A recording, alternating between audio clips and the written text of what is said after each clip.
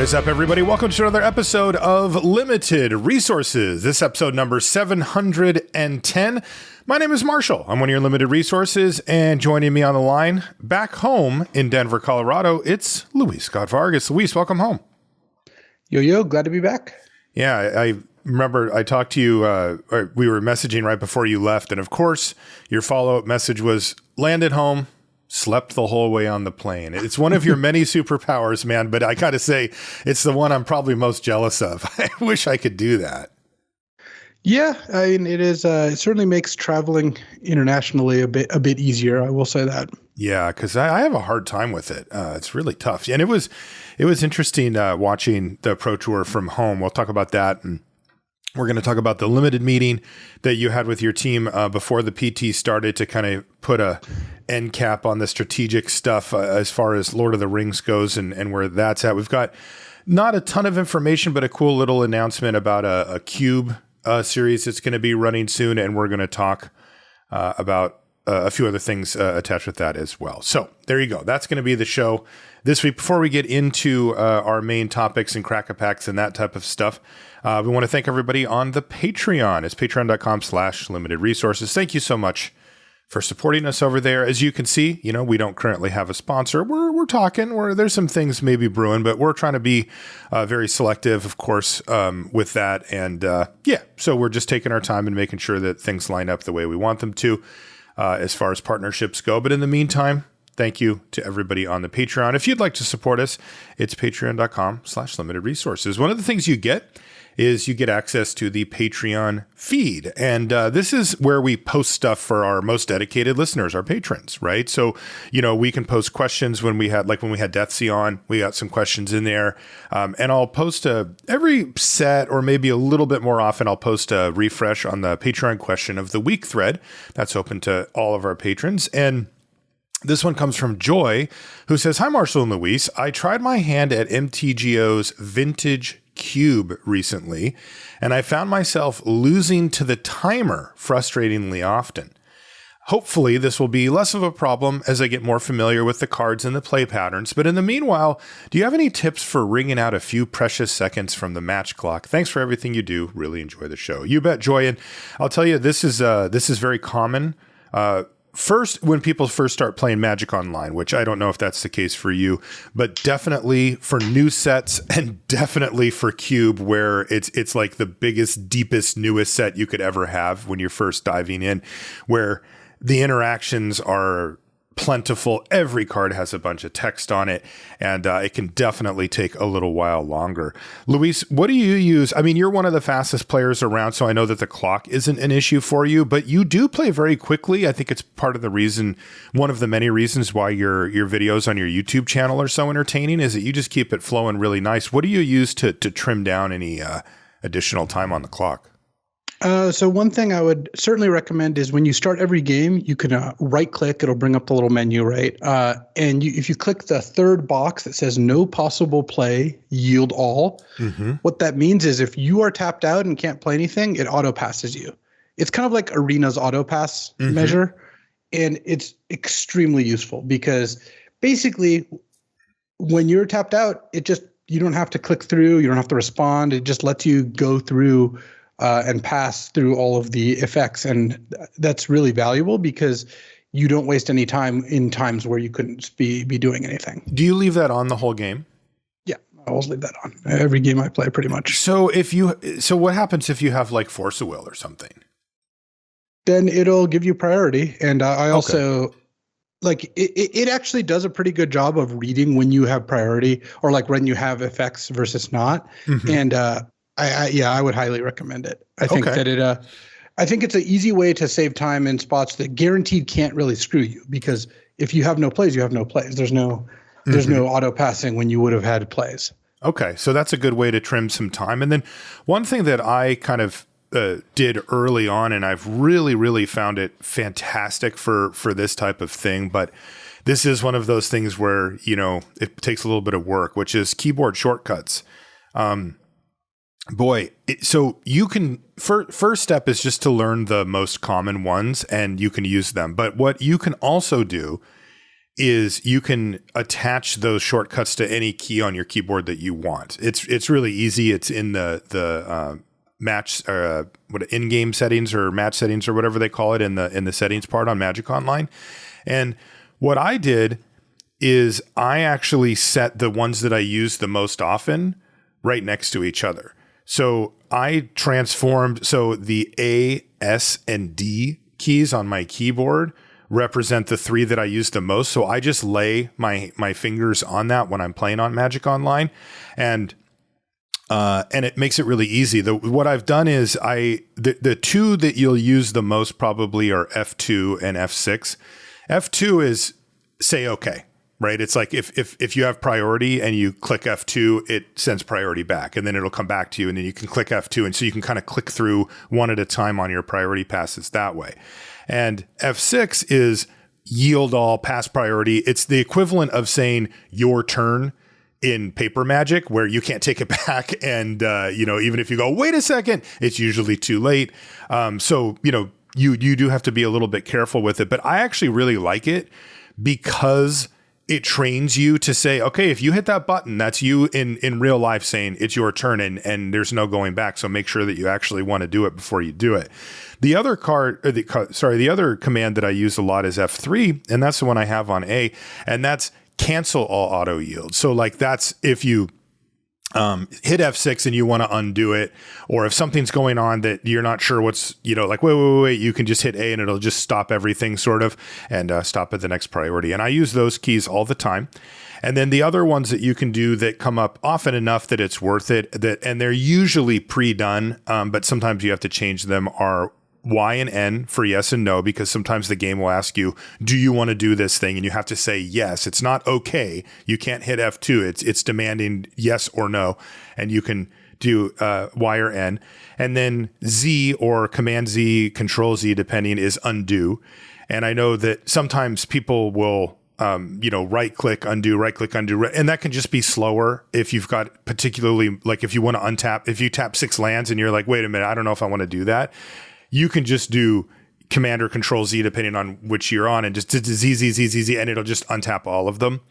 And then the other one that comes up sometimes is Q, and that's to zoom in on a card, especially while you're learning the cube. If you want to read the card, you can do that. You can also press both of the buttons on your mouse will also zoom in on the card. So I find, though, that rebinding those keys, I remember when I did it, I thought, oh, is this really worth it? Because it's like F6, F2, like they're not that far away.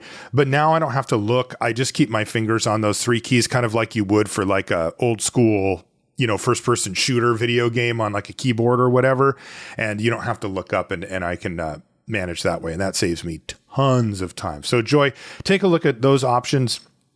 They're really, as clunky as Magic Online can be, and as clunky as it appears outwardly, it is actually quite in depth with how much work they've put in to make it so that you can customize it. I mean, honestly, it's an interesting discussion whether it's too much, right? Like if you make something too customizable, it can become muddied and clunky and a little weird. But if you're willing to, try it out and actually do it, it reminds me of the program I used to edit videos, Adobe Premiere. It's the same thing. It's like you can do basically anything you want, but you have to know where to find it, and you have to know the menus, and it's similar in Magic Online. Great question, Joy. Thanks, and good luck with the Vintage Cube. We'll talk about that a little bit more in a minute. But first, let's do a crack-a-pack here. See where Luis is at in the format. First card out, nice one. Rally at the Hornburg. Yeah, solid card. Not really going to be happy first picking this, but it is a card I have first picked before. Yeah, considered the best red common, though.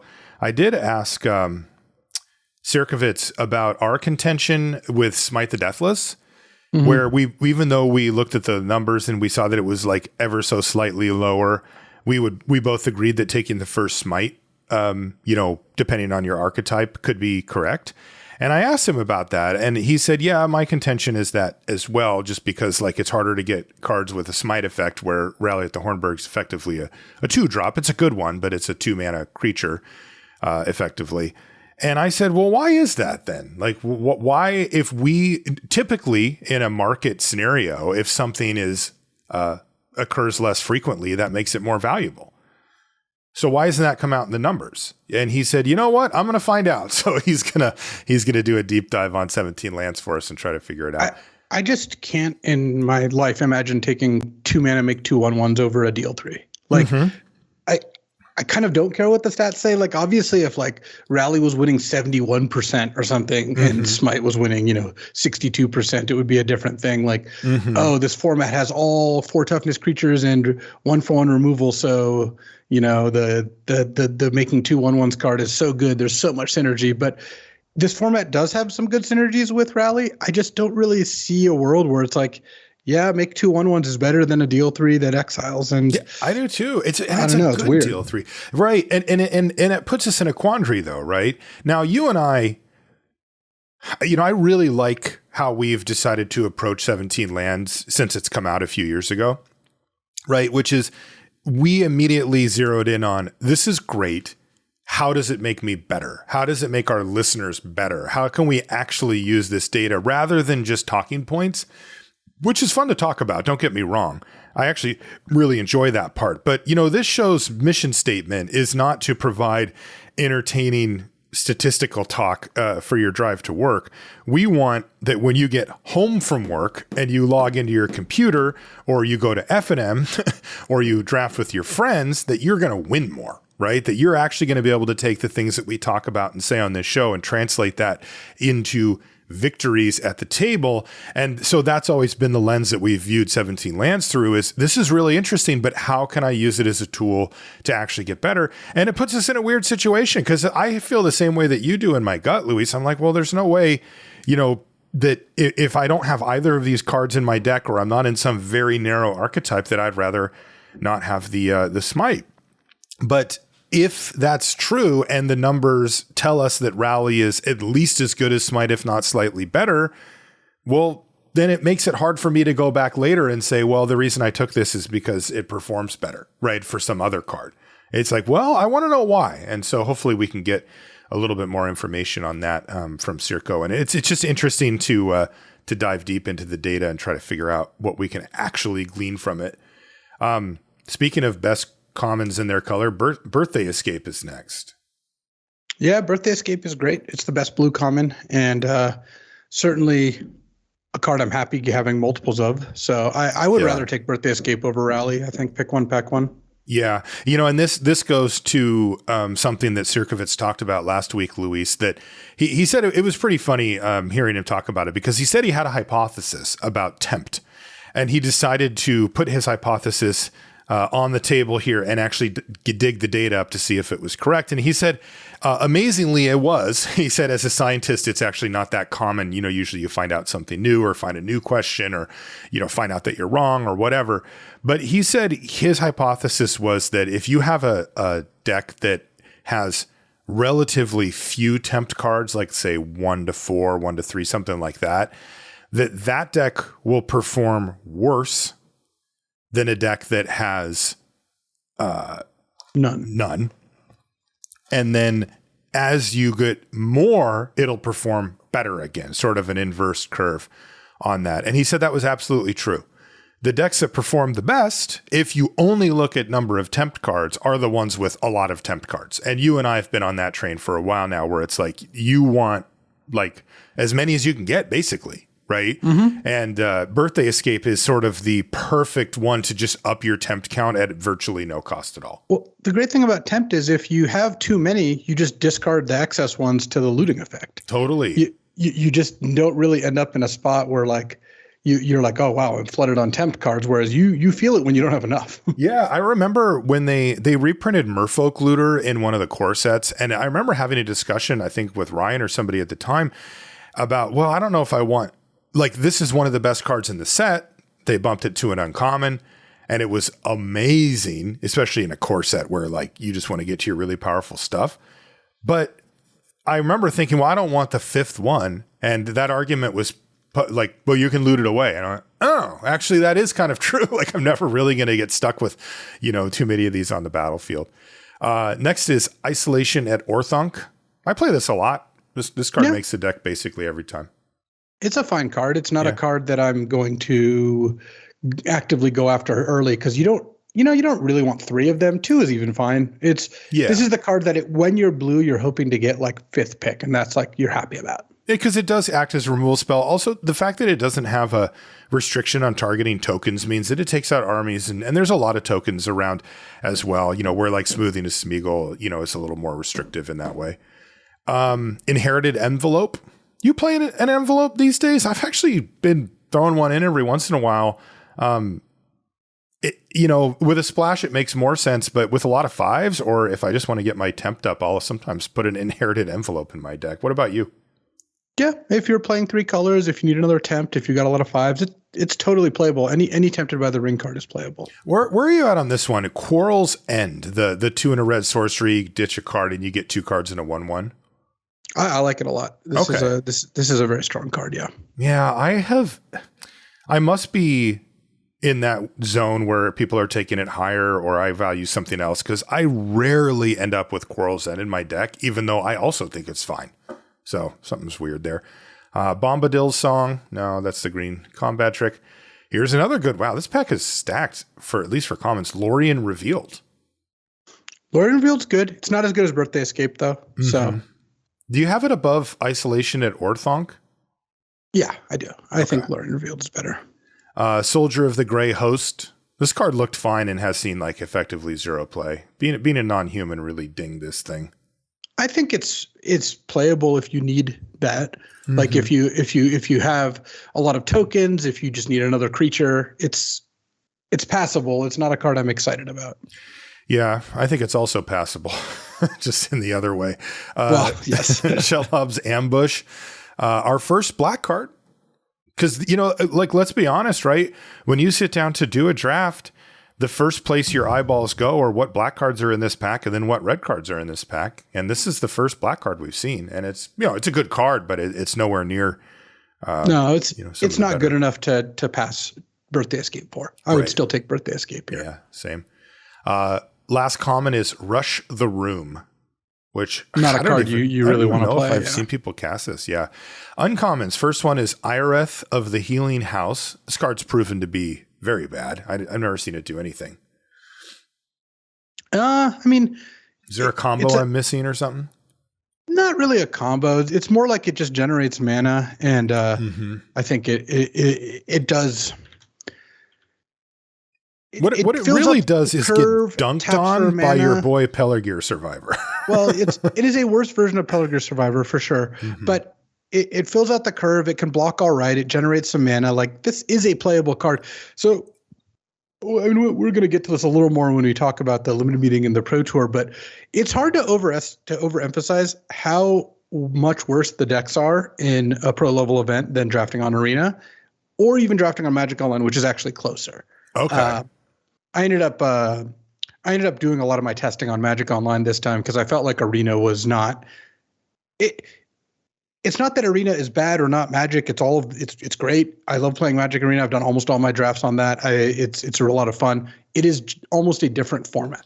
Like on Arena, how many times did you end up with less than like 27 playables? Like, basically never. Yeah, and I brought this up to you too, maybe a month ago or something, and I said, how many playables do you have going into your third pack? Our answers were somewhere between like 17 and 20 or something like that, 16 to 19, something like that. Yeah. It's a ton, right? I mean, and oftentimes I'll have 21. Now, sometimes there'll be like a few fringers in there, but I mean, on Arena, I haven't worried about playables unless I made a mistake, unless I decided to go for some deck and it didn't pan out. Right. Whereas on, at the Pro Tour, or like I actually did some team drafts there, some 3-on-3s. I had Ireth in my last 3-on-3 deck. Like, you just have 21, 22, 23 playables barely. And there's not going to be a lot of instances of you not playing Lembas or Wizard's Rockets or cards like Ireth. Because when you're drafting with everyone who definitely knows what they're doing and is very much aggressively trying to get into a lot of the same colors, like, you will not end up with an excess of playables, and Ireth is fine in that world. Okay.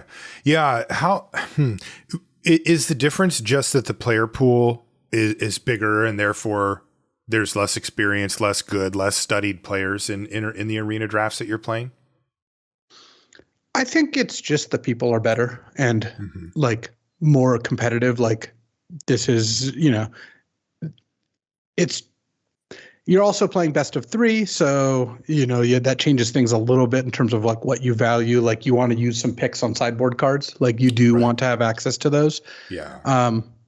But I think really it's that like the people at the Pro Tour are taking Claim the Precious over all sorts of things because they want to be black that badly. Yeah. On Arena, people are going to be like, oh, cool, I opened this, green rare, and I'm gonna take that. And it's just like at the PT, people just won't do that. Yeah, for sure. Next uncommon is Frodo Baggins. That's the green-white Frodo. It's a good card, but very cursed by its colors. I mean, this is one of the best green-white cards, and if I got like a 5th pick Frodo Baggins, I would definitely be like, okay, what are my first 4 picks? Can I pivot, into this? Because if you have a good the way you end up in a non kind of Grixis color deck is like there are good rares for you to take and good uncommons, and Frodo definitely is one of those. Yeah, so I would not take it over Birthday Escape to start with, but I would definitely consider Frodo a signal, at certain points in the draft. Next one is another 2-color gold card. This is Arwen Undomiel, which is actually one of, look, you don't want to be in this color pair as well. These 2 uncommons represent the two of the lowest color pairs there. But this card is this is the type of card that is one of the few standouts for the deck. Totally, and we'll talk about that when we get to the draft at the PT. But I would not take Arwen over Birthday Escape either. Yeah, and our rare is Doors of Durin. So this is another kind of casualty of green, probably, or of the fact that the Grixis colors are so dominant. This is the 3 green-red legendary artifact that lets you scry 2 and get creatures from the top, and they get bumps if you have a dwarf and or an elf on the battlefield. It's a cool card. Like, I really like it, but I mean, I would just take Birthday Escape. Yeah, it's a multicolored card. One of the colors which is green, and the other which is red. You're really not looking to start by doing that. It just doesn't. It's not something that makes too much sense. By the way, our last 2 uncommons and our rare were all multicolored cards with green in them. So yeah, that's a little bit tough. So yeah, I mean, I would just take Birthday Escape. The critical mass on Tempt is really, really important, and Birthday Escape is a great pivot card for the blue-red spells deck as well. So it really just asks very little of you, and it returns a nice amount as well. Okay, so let's talk about the PT. Do you want to talk about the limited meeting?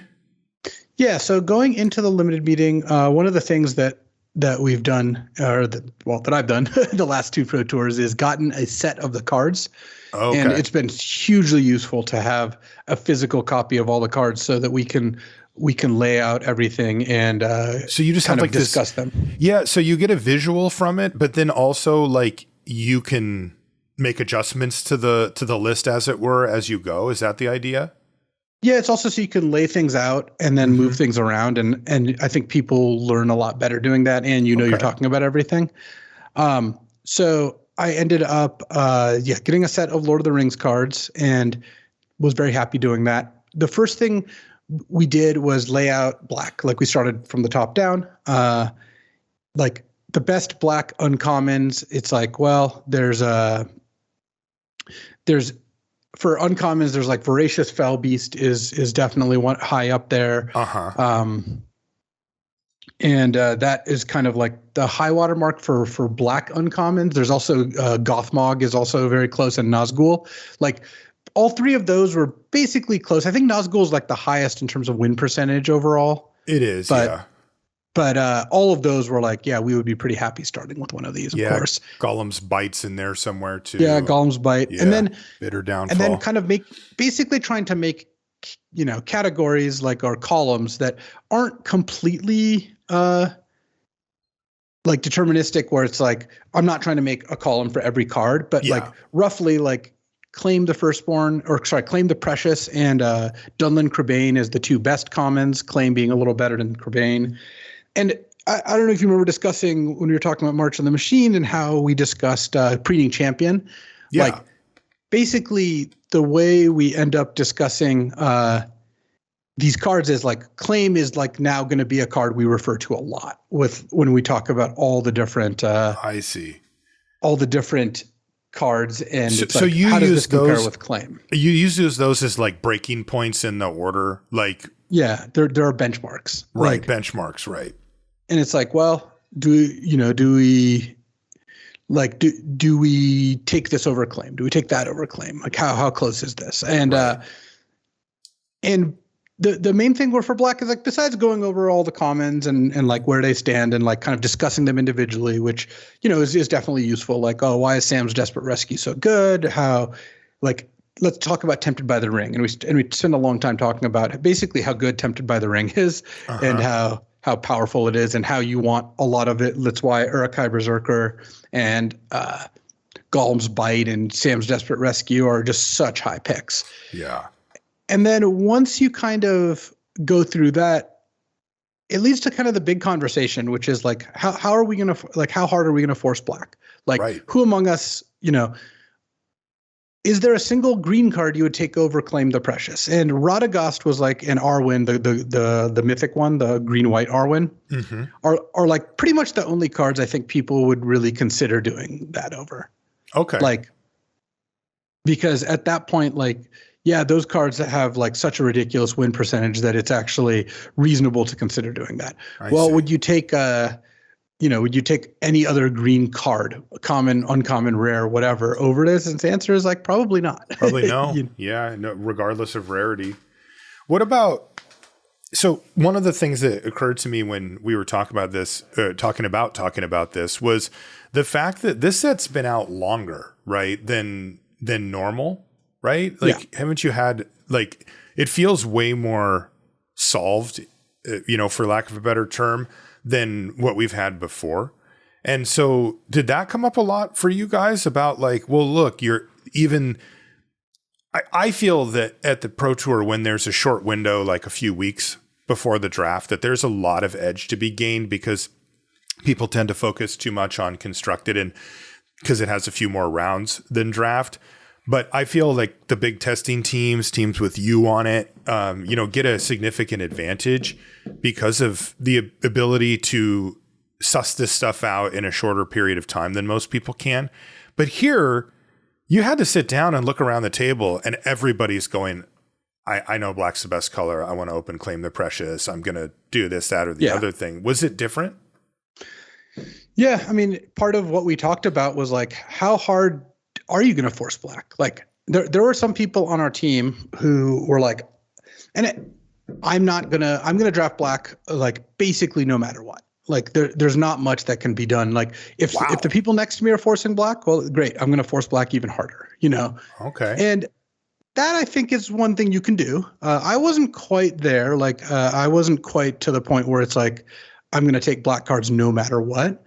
But I also was, I think the Sam Party had a really good way to put it, which is at the start of each draft, I am drafting black unless it is proven to me that I'm not. Like, It's like, it's not quite the same as forcing it. I mean, it's all on a scale, right? Like, if a 0 is like, I refuse to draft black under any circumstances, that's a 0. And obviously, I don't think a single person at the tournament was there because that would be a weird place to be. Right. A 10 is, I'm going to draft black even if I face up saw the 3 people to my right and the 3 people to my left taking a black card first. Right. Right. Well, I'm not there either. I think I'm at about a 7 or 8 out of 10 on that scale, which is I will draft black knowing that people around me are probably drafting black as long as I'm opening a good black card and I can get a good black card in the first couple picks. You can end up like we did a team draft, like a testing draft, right? Draft with the team, an 8-player draft, like a preparation for the Pro Tour, where I first pick a black card, second pick a red card, third pick a decent black card, take a bunch of red cards, pack 2, first pick a black card, second pick a black card, and ended up with 5 black cards in my deck. Okay. And the rest red. And black was cut on both sides. I was passing to blue black. I was getting passed to. Actually, I was getting passed to by white red, who was then getting passed to by 2 different black drafters. Okay. So what I basically feel is as long as one of your colors is reasonably open, you can draft black. I see. It can be just a minor support color and still be worth it. The problem, and I think this is actually a weak part of the format, is the black cards, like the 7th best black common is better than the best green common or whatever. Yes. Like, it's just not remotely close. And given that, like, well, that it does incentivize you to some pretty extreme kind of behaviors. And that's fine. Like, that is something you have to adapt to. That's part of the skill of all of it. But it does mean that you should go into every draft basically willing to fight harder for black than the people around you is the hope. The hope is that, like, even if you end up getting cut on black, well, if you cut black really well, if you and the person to your right are both cutting black, right, then the person to your left, maybe they're not drafting black, and maybe you can cut them off of black, and you can be the one really reaping the reward there. Yeah, this is where the rubber meets the road on having a color be so much worse, right? We've talked about it, that it doesn't necessarily ruin the format, right? You've talked about it before as well, that, balance doesn't necessarily equal fun. But I looked it up out of curiosity, and it's the 13th black common that is still better than the Enraged Huarn, which is the number 1 green common. And that's Kirith Ungol Patrol at 56.2%. And that's like such a replacement level black card. Like, right.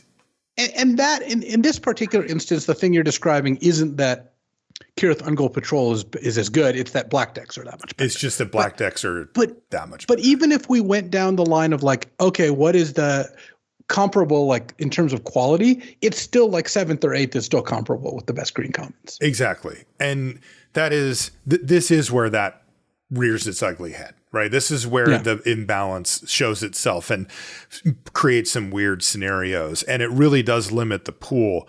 It's interesting because I think that, to loop this back to what we were talking about with Arena and when you were doing your testing, it's much less punishing there when you have a much bigger group of people and therefore a lot more players who don't listen to podcasts, who don't really know what's going on.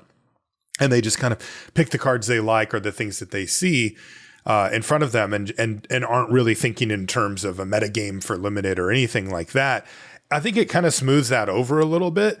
But when you get 8 players who are 8 of the best players in the world at the PT and they're up on it and they know, it really hurts. Like that would not be fun to draft that format for very long, where, there's a much smaller subset of cards that are considered playable than there normally are. And everybody's just scrapping it out for those over and over and over and over. Like that would not be a enjoyable draft experience over the long term, I don't think. Yeah, and I do think that, like, the drafts of this format were just okay. Like, just okay. Yeah. Gameplay's good, I like the gameplay, and I still like the format overall, but especially when everyone is like everyone really knows what's going on, the format has some weaknesses for sure. For sure. What else about the limited meeting? So, after going through kind of all the black commons and uncommons and then rares, we went through it. We changed things up a little bit. Part of it is, like, normally we would start by going through all the archetypes, which we ended up doing that. This particular format was so black centric that we thought it was useful just to go through the colors. Whereas like normally we wouldn't do that. One of the other like things that we've done, which I think helps a lot for the limited meeting, is we do it on Wednesday when the tournament's not till Friday, where we don't, and there's no registration, there's no doing anything. We just set aside like 5 hours to do this, and we just don't feel rushed. That's awesome. Yeah, it's, not like the old times when Ben S was like, well, why don't we do this, after registration before dinner or something? Yeah, and it's like everyone's ready to go. Everybody's hungry and ready to walk out the door. So we ended up going through all the red cards, and we had that Smite rally discussion. Almost everyone was just still on taking Smite. And you know what? 17 Lens was a prominent part of our discussion. When we weren't sure about card performance, we took a look. When we weren't sure, like, oh, is this rare doing well? We would do that. And that was useful. Like, it was useful to get a chance to look at that. Gets you at least a snapshot. Yeah. Yeah. So we ended up, going through that. And then we went through blue, and blue had a lot to talk about because blue has, Birthday Escape's far and away the best common, right? Not close. But blue is interesting because there's like Glorious Gale, which is I think the second best, but then there's like Pelargir Survivor, there's Lorien Revealed, there's Isolation at Orthanc. There's a bunch of blue cards. Wanted to specifically talk about Dreadful as the Storm, which is a card I found to be pretty good. Like I have been impressed with that card and specifically want that card in my decks if I have enough creatures. Talked about the different spell decks, like basically like spent a lot of time talking about like how are each of the commons used? What what are they good for? That sort of thing. And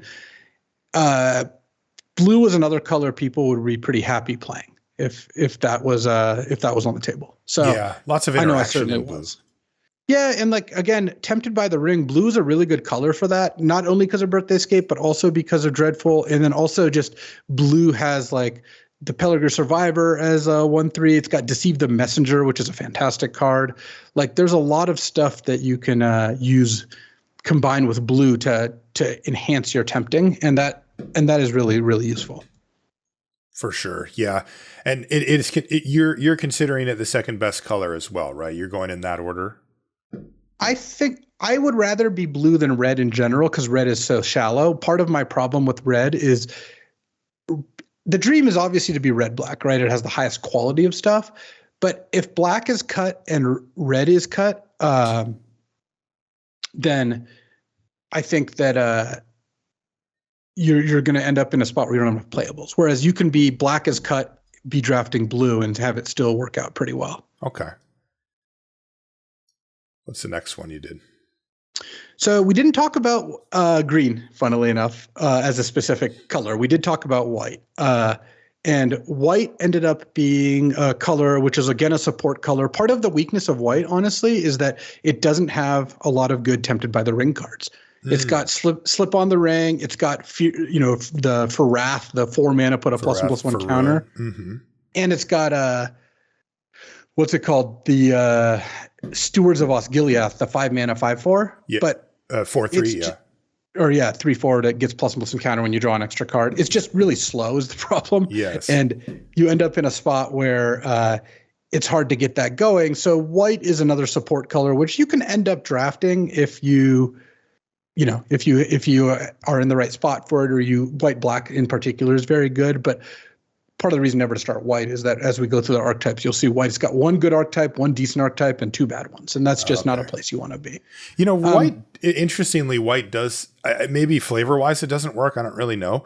But white does feel like the color that would benefit from the ring tempting you, right? It has like small creatures. It's looking to attack, like it's looking to close out the game with creatures that have maybe overstayed their welcome on the battlefield. And yet somehow it has like two cards or whatever at common that tempt the ring. I never thought of that.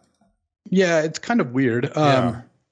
So after basically looking at and seeing how much the claim the precious test, all these colors fail, like you just take claim over all of these cards. We ended up going through archetypes. And so the good archetypes, red-black, blue-black, blue-red, all the Grixis ones, and then white-black. Those are the archetypes all of us would be happy drafting. If at the end of the draft you told me, "Hey, you're going to be in this archetype," I'd be like thrilled. This is great. Mm-hmm. And then there's the mediocre archetypes, which is white, red, and then like green, black, or 5-color green, like Great Hall, which is, hey, green's open, and you get a bunch of Great Halls. And then there's the bad archetypes, which is blue, green, blue, white, white, green, and red, green are like. Mm-hmm. Ooh, yeah, like why are you in this deck? Like what happened such that you ended up here? Right. And basically we went through like kind of laid out the archetypes and discussed the cards, but it's just not that complicated because most of the archetypes, it's like, do you get the right cards for it? Like for example, black red, that's not an archetype that has that much in the way of interesting synergy. There are some. I mean, there's some sacrifice stuff.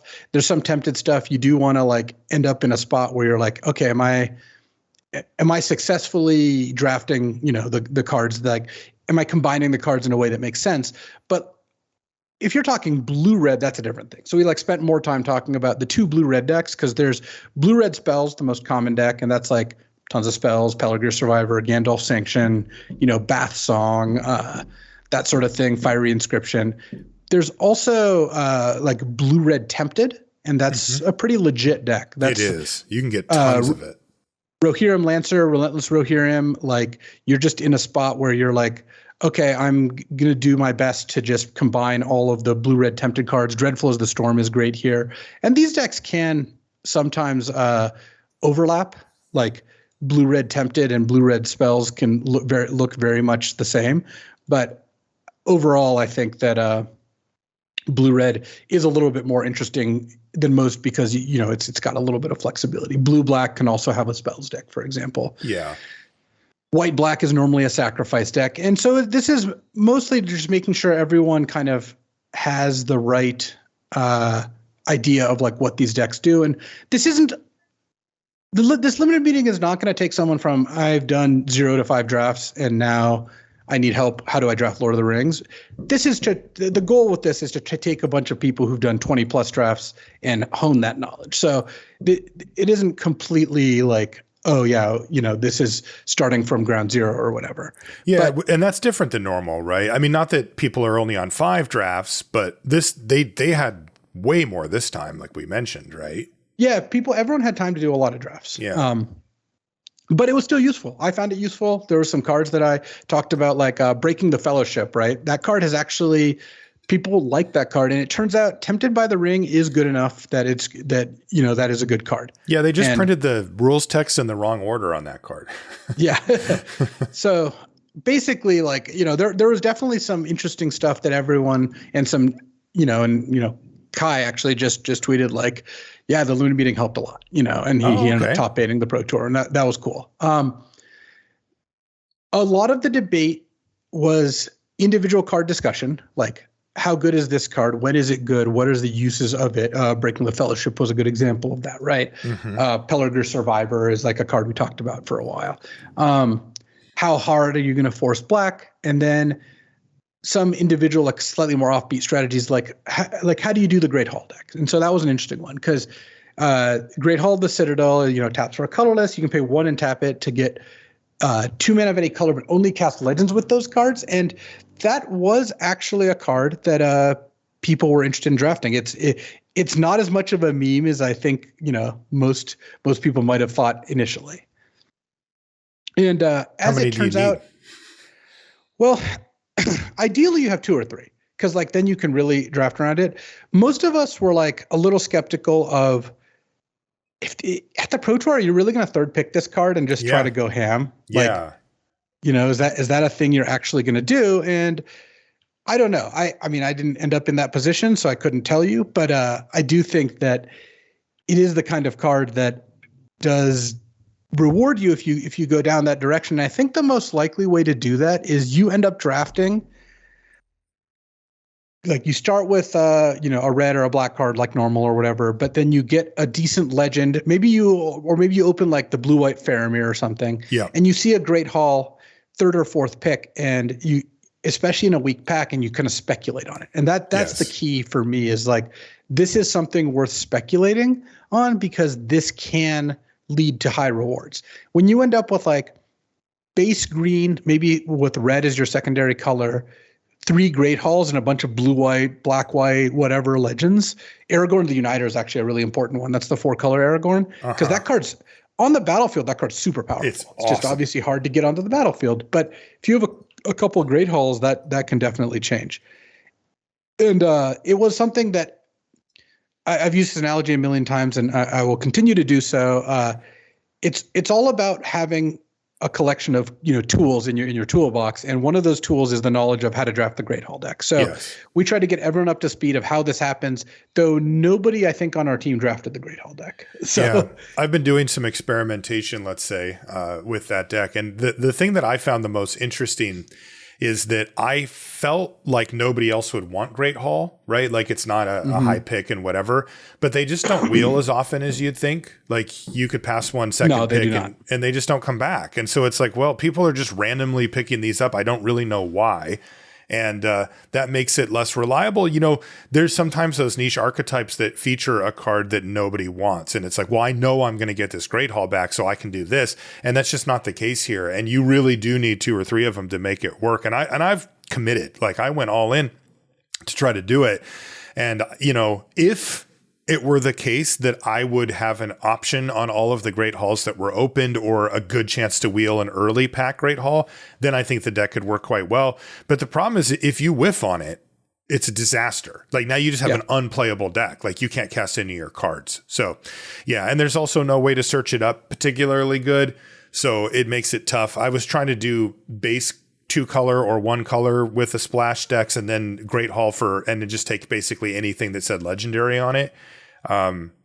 It's interesting because when it does come together in game, you win really easily. Like you just, the games where you draw your Great Hall and you've gone all in, you get to just avalanche them with just all these crazy you get these weird interactions and all this stuff going and people just go, okay, fine, I'm done.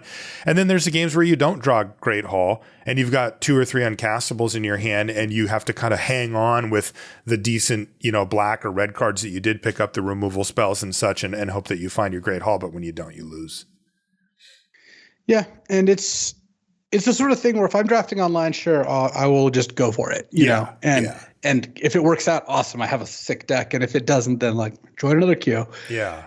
It's a little different. And this is part of why I love playing at the Pro Tour is you have the opportunity to put yourself in a position. I mean, it's like playing Arena Open.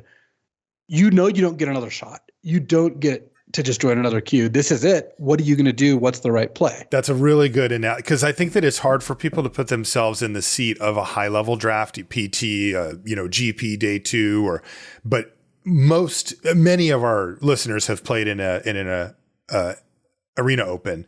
And if you've made it to day 2, imagine trying to draft the meme deck, right? It's like, are you really doing this? Right? Sorry, I have an alarm to, draft a Great Hall. Draft a Great Hall. No, are you really, really going to do this? Right? Are you actually going to commit and do this? Because if it misses, you're dead. And if it hits, I mean, it's a good deck if it all comes together perfectly, but it's not a guaranteed 7-0. You can still just lose a regular game with it. So, I don't know. Risk reward proposition there isn't as super amazing either. Yeah, and as it turned out, like I said, no one ended up drafting this, which I think was totally fine. It was just let's keep this in mind. Talked about all the rares, compared all of them. Claim the Precious beats most of them. There are some good ones, and try to figure out what do you what's the sort of thing that what are you looking for when you're drafting here? What are you trying to end up? And the interesting ones to me are the gold rares, right? Do you take a solid, do you take Smite the Deathless, or do you take, a solid rare that's 2 colors, right? Or a good rare that's 2 colors, but maybe not optimal 2 colors or things like that, right? Where you're well, I opened Shelob or something, right? It was it's a pretty good card, right? But I could just take this solid red or black common over it, and am I just going to do that instead? Those are the kind of the dividing lines that can, I think, trip people up sometimes. Yeah, and so then we did some more team drafts in the house, and that was useful too because that was again a table of 8 people who want to draft black as badly as we all did. So, we got to see what does that feel like? What does that look like? Do you guys lay out the decks after? Do you say, okay, here's how many people ended up actually being in black, or that type of thing? Yeah, so we ended up. One of the things we did, which was funny, was draft and play 1 round.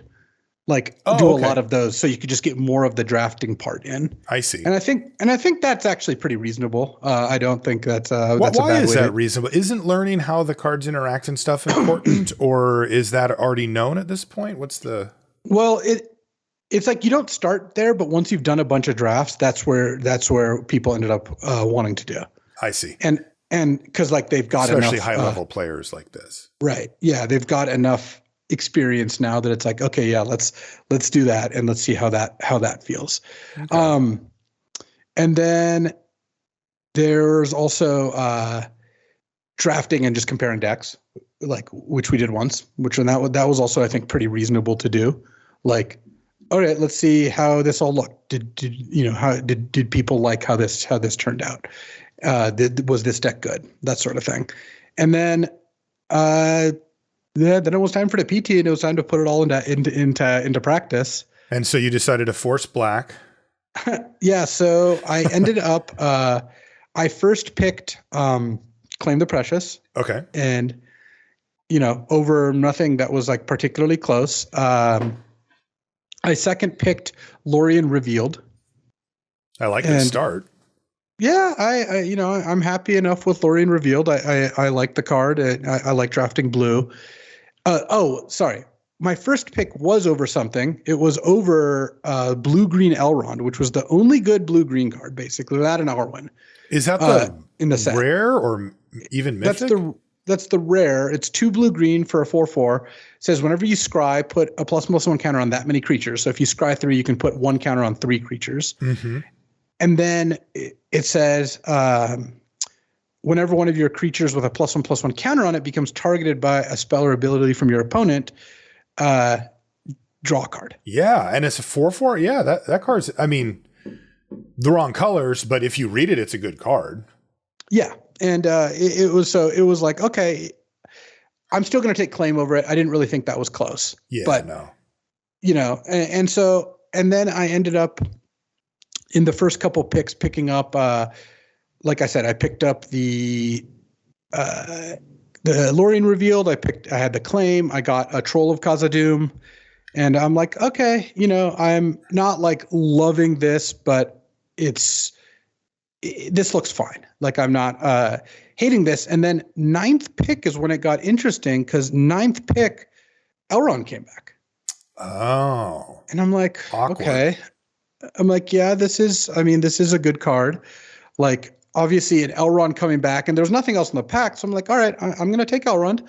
Like, this card is good. I don't want to be blue-green. I really don't. But if there's, if this wheels and it's basically free, and then I got a Greyhaven's Navigator, the 3/2 flash, scry 1. And then I got a 15th pick, Lorien Scout, the like 2 mana 1/3. When it attacks, you scry. When it attacks, you scry. Wow. I'm like, all right. So you're just being absolutely shoved into the blue-green scry deck. Right. So you have no choice at that point. I'm assuming there was no black or red cards or blue cards flying around the table. No, I wasn't taking my last 5 picks, 9th through 15th, were all blue-green cards. Okay. And it was over nothing. It was like Greyhaven's Navigator is a card I'm actually pretty happy taking. Solid. So I'm not unhappy. That's actually one of the cards that went up in my estimation a lot. I actually actively like having it in like blue-red or whatever, especially since you can leave up mana for counters. But that's more of a symptom of when you're drafting in an environment when you get 22 cards and not instead of 28 cards. Mm-hmm. It didn't make the cut in a lot of my arena decks, but it did in a lot of my Magic Online or team draft decks. Okay. So in pack 2, I open a pack that has another blue-green Elrond, the rare one, and also the uncommon Elrond, the 3/2. And I was like, you know what? I think I'm supposed to move into blue-green. But you know what? I'm going to get greedy here. And I took the uncommon Elrond over the rare Elrond. Okay. And the rare one is much better for the deck. Right. And I was like, you know what? I think I can wheel this. And I think for me to be blue-green, this is going to be worth it. Yeah. And somebody in blue is going to snipe the uncommon one. That card is just like a fine card. So I go through that pack, and it wasn't, and again, I couldn't have taken like a Nazgul over this. Right. Because like I was still at a point where if I hadn't opened that pack, if I had opened a pack that had Nazgul or Voracious Fell Beast or even a Claim the Precious, and there wasn't a good blue-green card, I would have just taken the black card still. You would have been on the 5 black cards black deck. Black was still getting cut. I would probably be black-blue. But then I took the blue-green or the mono-blue Elrond over to blue-green, and I was thinking to myself, like, man, am I a genius or am I just the dumbest ever? Like, is this unconscious, like, unbelievably greedy, or is this just really cunning? Uh-huh. Is it, whatever. And then the rest of that pack,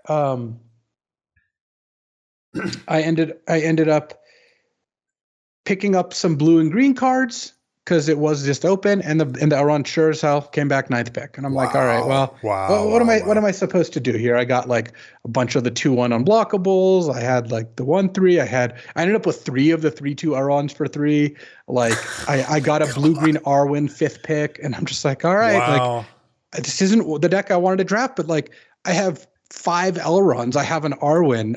Like I'm getting 15th pick premium cards for this deck. Yep. End of it, I was pretty happy with the deck. I was like, you know what? This is looking good. Like I even had a blue-red Gandalf and a Flame of Anor that I'd picked up in pack 1. Like I forgot to mention, I was like kind of waffling between those, and I could have splashed it. I decided not to because the deck was pretty focused. And I won my first round against a great red-white deck. Like, you know, this deck was really good. They had 2 build-a-ponies, had Eowyn, the 3/4 for 4 that exiles. Oh, yeah. Had like Theoden, the 3-mana 2/3. Double strike guy, yeah. So I ended up with, you know, like playing against them and but I had like, you know, 2-drop into 3-drop into 3-drop Elrond, attack for 3. It was the 2-mana one. Turn 4 Elrond, put a counter on my unblockable guy, attack for 4. Next turn cast Elven Farsight. I got 3 of those, all last pick basically. You know, put a counter on all 3 of my things, whatever. Like, and I'm like, wow, okay, this deck's doing it. And then round 2, I have this great draw, and my opponent goes battle for Bywater, kill all your creatures. It kills all creatures of power 3 or greater. Oh, that's so good against you. And I'm like, oh my God, okay, well. And then I like work it up again because I had a second Elrond in hand and a second Elrond in hand, like 2 of the one of each. And I'm like, wow, all right, what are you going to, you know, they have like no cards, and I play them all. And then like 2 turns later, to cast a second Battle of Bywater, kill all my creatures again. Are you serious? And I was like, oh my God, okay. And then that's like the one card. Like it's the best card in the format against this deck because this deck's all 3 power creatures. It cannot really, like, I have 2 of the 2/1s and 1 of the 1/3s that I could like not grow, but but come on. And then like game 2, like I side and deceive the messenger. He goes for Battle of Elrond or Battle of Bywater. I deceive the messenger to save my Elrond, and I'm like, okay, you know, that's kind of the idea. And then it just goes like removal spell, removal spell, removal spell. I end up losing, and I'm just like, all right, well, you know what, that sucks. And then the next turn I play against like my opponent playing some like Sultai kind of whatever, but went like turn 2 Pelargir Survivor, turn 3 Horn of Gondor, and Pelargir survives a human, and I was just like, oh, and ended up just getting horned out. And my deck has draws that could, like, if I drew 2 of the unblockable guy, could maybe outrace that. Yeah, but I didn't, and like. They just were like, chump your guy, make 4 guys. Chump your guy, make 6 guys. And it was just like, all right. So I ended up going 1-2 with that deck. And I posted the deck on Twitter. Like, I think the deck was good. I think I was supposed to draft it. I don't think I would have ended up with a better deck by like sticking to my guns and trying to draft some like Grixis-y thing.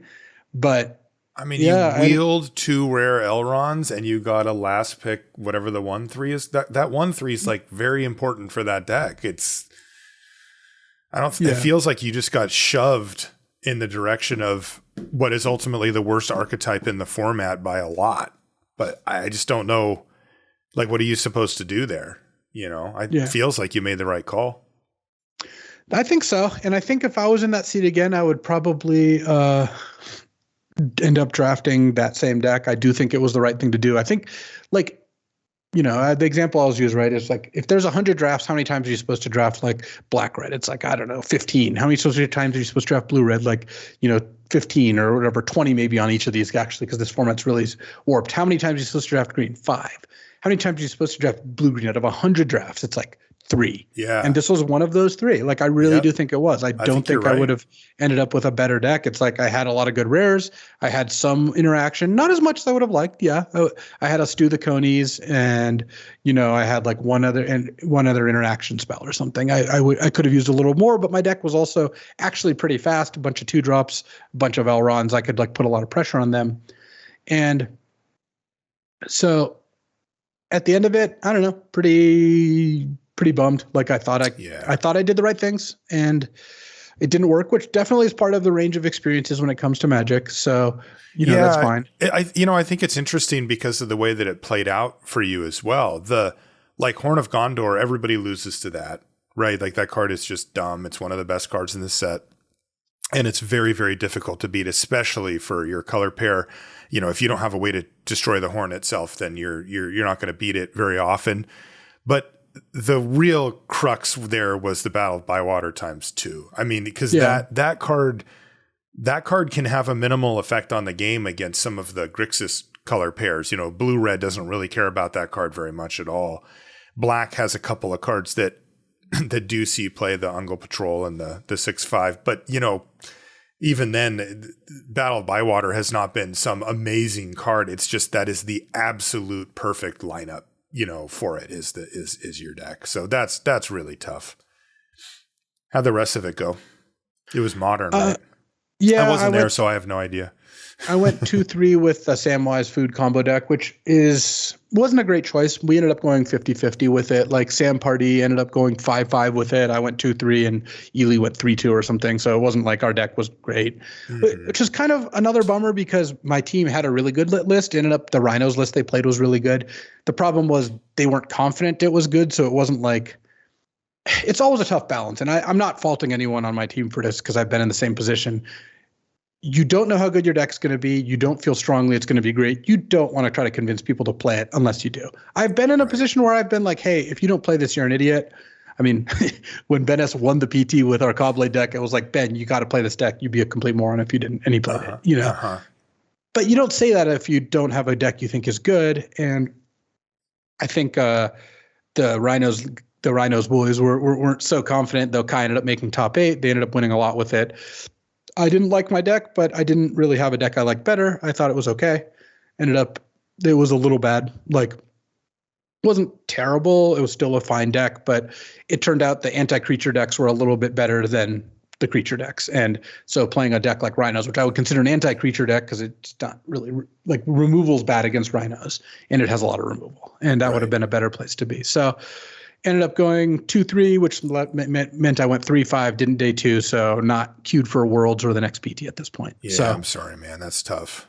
Yeah, it's a bummer. PT is a tough emotional journey. I've been there behind the scenes with you and other players who, have goals for, longer term goals, for the season and that type of stuff. And a lot of times, especially for really good players like you, if you do miss the goal, it's going to be by just a little bit. Right. It's not like you're going to be like, hey, I want to try to make it to Worlds. And then you're going to be like, oh, I just completely whiffed. It's you're a great player and you're going to be knocking at that door. And so if you don't make it, it's going to be a close cut every time. And I've seen that again from you and other players too. And it's hard. I mean, because it's one thing when it's one tournament and you can say, okay, I got to put this tournament behind me. But, there's season level stuff at play for people that don't know, this is the last PT of the season. The next event is the MagicCon in Vegas, and that's going to have the World Championship, and then it'll start over again next year, I assume. So, there's a lot riding on these last ones. So, yeah, that's really tough, man. I'm sorry. Yeah, it's a bummer because if you're not playing at Worlds, there's no event for 7 months. So, right. So and all I needed to do, and this is like, this is the chip I've got on my shoulder. I needed to get 2 wins on day 2 to queue for Worlds. So, like, I basically, 1 win on day 2 besides making day 2. I needed to get to 5 wins total at the PT.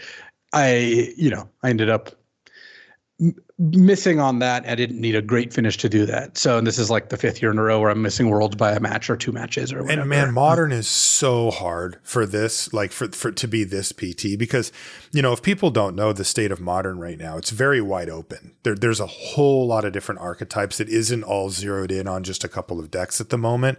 There have been times where that's happened, but bannings have usually cleared that up for Modern. So it's back to that stage where it's wide open. And that, I mean, I don't know, like you guys finished 50-50 with Samwise deck, but that's below par for the quality of player that you guys are. But I mean, it's not like so bad, right? And for the small sample, it's probably right in there. And I mean, I don't know if we went through and just looked up the matchups and how they played out for like what the Rhinos guys got versus what you guys got, I wouldn't be shocked at all if it was just up to that. This type of stuff happens. They won something like 60-something% of their matches, and we won 50%. And like, right. The part that's tough is I needed to go, I needed to go 5-11 in the tournament to queue for Worlds, but I needed to start by going 4-4. Like, right. And then you're good, right? I mean, because if you go 4-4, you're going to pick up a win at some point. So. Yeah, I would have been happy. I didn't get to draft on day 2, and that's another bummer.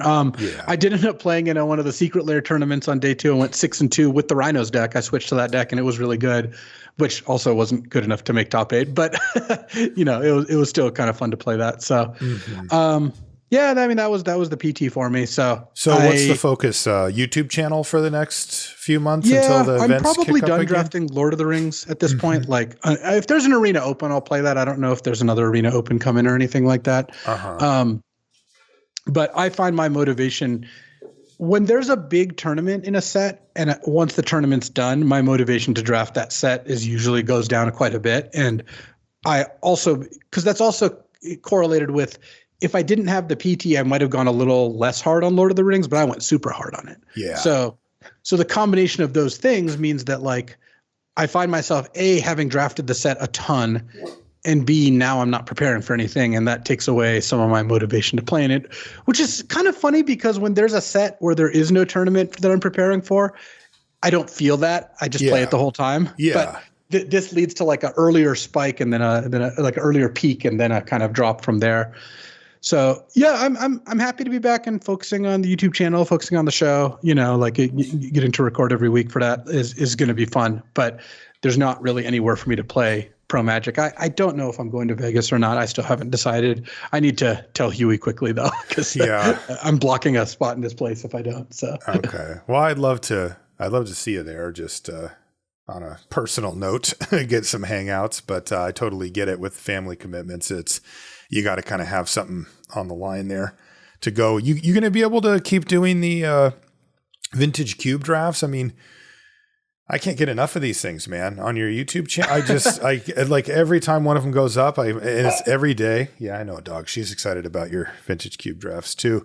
I mean, they're just awesome content, just some of the best stuff we've had on YouTube in a while. I don't know if I tend to not obsess or read comments on my stuff when I can. I'll usually just sort of do a litmus test to make sure that nothing's screwed up with my content. But if you get into the cycle of reading all the feedback and getting into all that, it can be really hard mentally at some point, just because you're kind of riding this wave of what other people think. And so I don't know if you do that or not, but I've read some of your comments on there. I mean, geez, people are just like, this is the best Magic content I've ever seen. Like, they're really complimentary on there. Well, I do appreciate it. And I do read the comments. I haven't been responding to a ton when I was in Barcelona, but I do read basically all of them.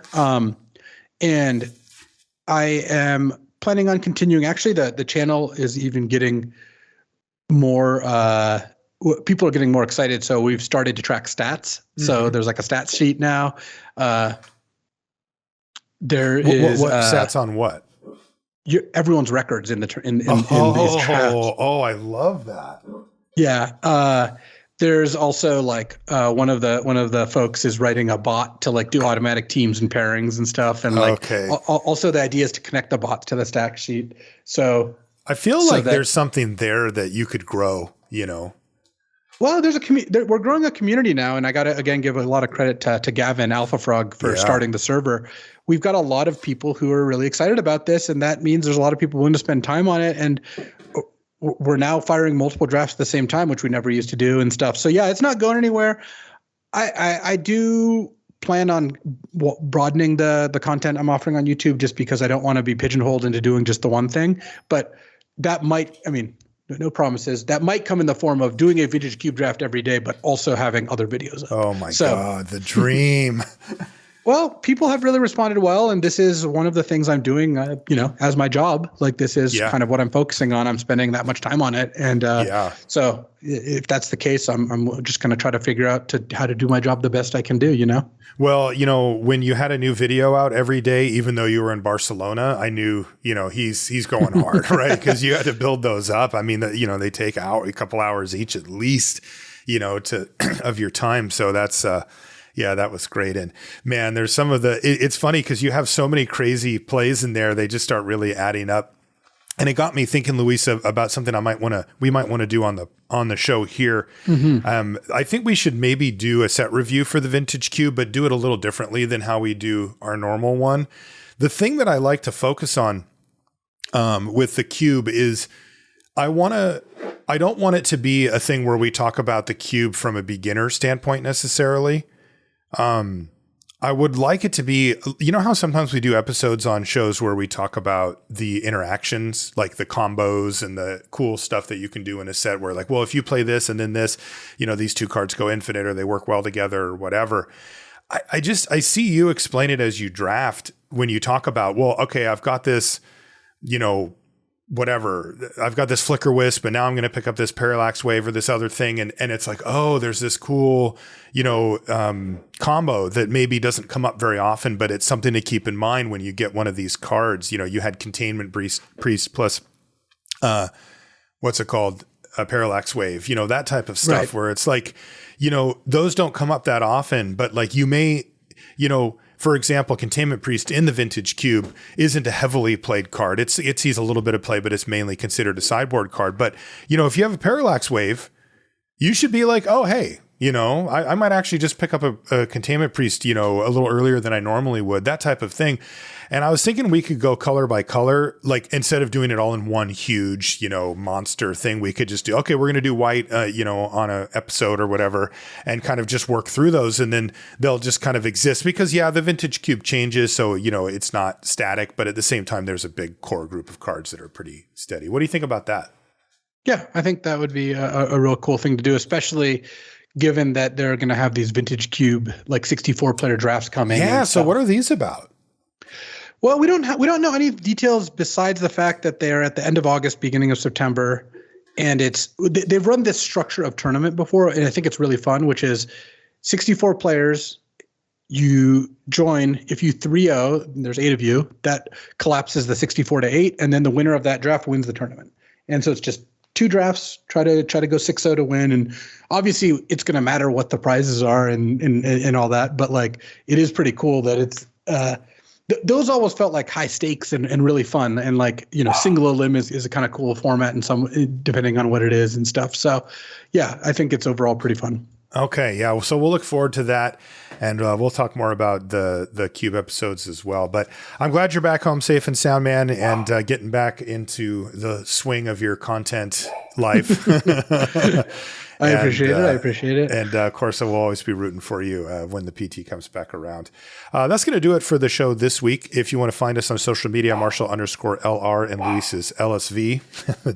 The dog lost her tennis ball, apparently. Of course. Perfect timing, though. Molly, come here.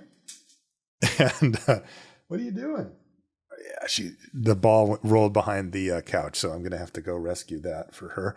At any rate, yeah, you can find us there on social media, everything related to the podcast on lrcast.com. And we want to thank once again our patrons for supporting us on Patreon. Thanks a lot for doing that. That's going to do it for this episode. We'll see you next week.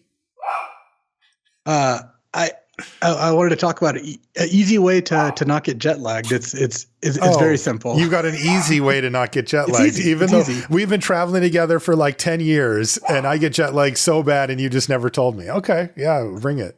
I feel like I have told you many times, actually. All you have to do is the goal, and jokes aside, the goal in order to try to the best avoid jet lag is when you get to a new country, whatever that day is, try to go to bed at the time you're supposed to in your new time zone. That's true. I do that, by the way. Yeah. Yeah. I mean, it's hard though. Look, I'm not saying it's perfect. I'm not saying it'll always work out that way, but that will mitigate a lot of it. And so, for example, when I went to Spain, I had an overnight flight, which is typical when you're going that direction. I landed at 8 a.m. And so the challenge there is, how do you stay up from 8 a.m. till like 10 p.m. at night? Because that's kind of what we're saying. And in this particular case, the answer was, well, I slept on the flight over there, which I know that's the hard part. That's the hard part. That said, you know, there are people who take sleeping pills or melatonin or whatever form of pharmaceutical help you can that'll knock you out.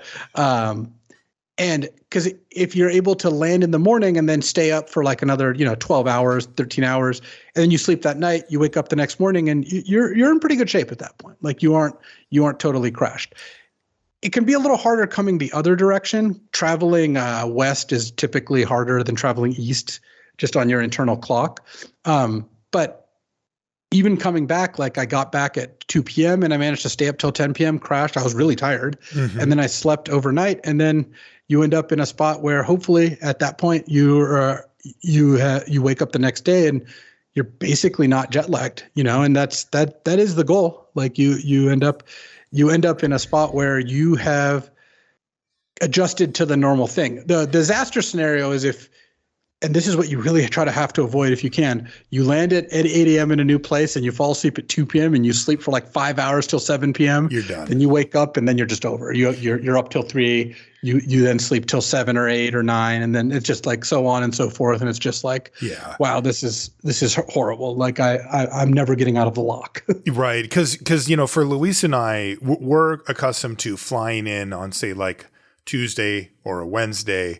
And then show day, Luis playing in the PT or me covering it would be on Friday, right? So you have a couple days. And by the way, those couple days are filled with meetings and such too, that you have to be certain places at certain times usually. And that's the hard part. I ran the limited meeting like 4 hours after I landed. Yeah, that's incredible to me because But that was because I knew I was going to sleep on the flight. That is something I've always been able to do. Part of the reason I honestly was able to travel for Pro Magic so much is it just – sleeping on a plane doesn't bother me. In fact, I find it hard not to sleep on the flight. Yeah. He's just bragging now. Me and producer Jeff are just shaking our heads here. We're like, come on, man. Just running up the score. All right. Well, I'll continue to wait for you to teach me how to do the hard part, which is sleep on the flight.